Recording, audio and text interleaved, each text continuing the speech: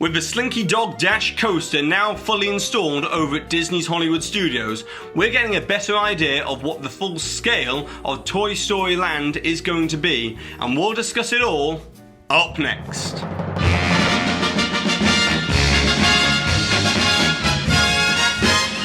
Hi there Waltoneers, I'm Jack. This is DSNY Newscast. Go ahead and subscribe down below.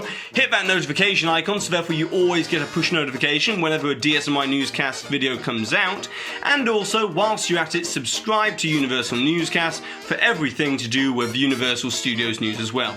And with all of that being said, let's get to the news. So I've been saying it for a while now here on DSNY Newscast, and we've finally got official confirmation at D23 Expo that the opening date of Toy Story Land will be summer of 2018. But more specifically, it's going to be in the May to June timeframe of 2018.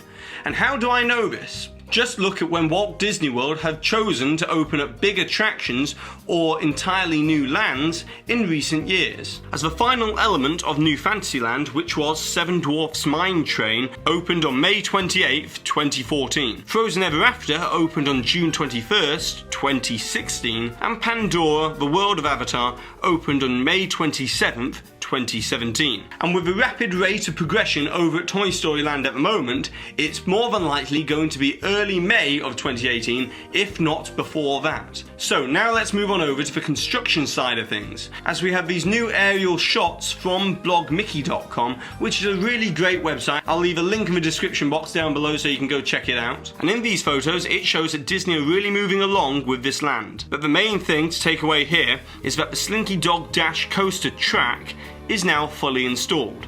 Well, I suppose, except for this tiny little piece here. Anyways, we can really see just how much of a dominating presence that this ride will have within the land. And we can even see the mid-ride accelerated launch area is now taking shape, which will be similar in its propulsion to California Screamin's launch area. And we can also see the backstage indoor ride vehicle holding area, which is absolutely vital for outdoor roller coasters like Slinky Dog Dash Coaster. But now, in the finalised concept art that we've recently received this week of the Toy Story Land development, we can see how Disney have scaled back their ambitions of the roller coaster.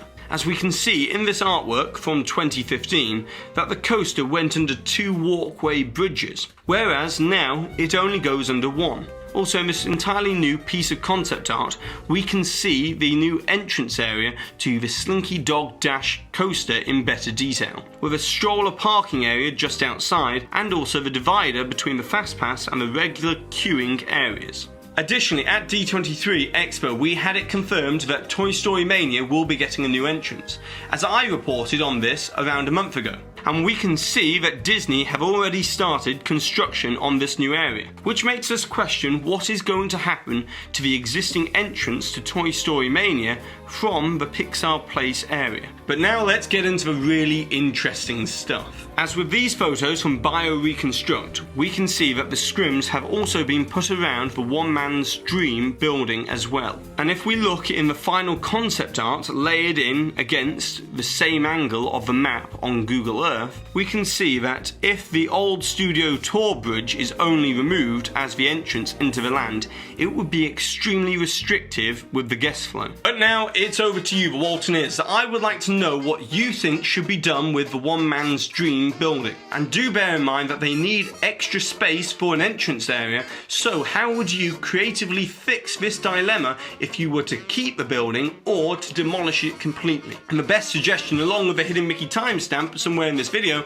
will win one of these DSNY Newscast pins. And also congratulations to Christopher for winning from the Sunday video with this suggestion here. And now let's transition on over from Toy Story Land over to Galaxy's Edge. As we can see that there is this mysterious walkway, which also appears in the most recent version of the concept art, and we can also see it in these construction photos. So this could either be one of two things: an access area for cast members, or it could be a third entrance into Star Wars Galaxy's Edge. But whilst we're at it, something really interesting is taking place right next to Muppets Courtyard. as it clearly shows a dividing foundation that could be a separator between the old Streets of America facades and Muppets Courtyard, or it could be the beginnings of an entirely new entrance area into Muppets Courtyard, as they might be making even greater efforts to keep the Galaxy's Edge entrance out of the line of sight from Muppets Courtyard and vice versa. And lastly, Disney Research recently have been doubling down in their efforts to build a neural network that will be able to track and monitor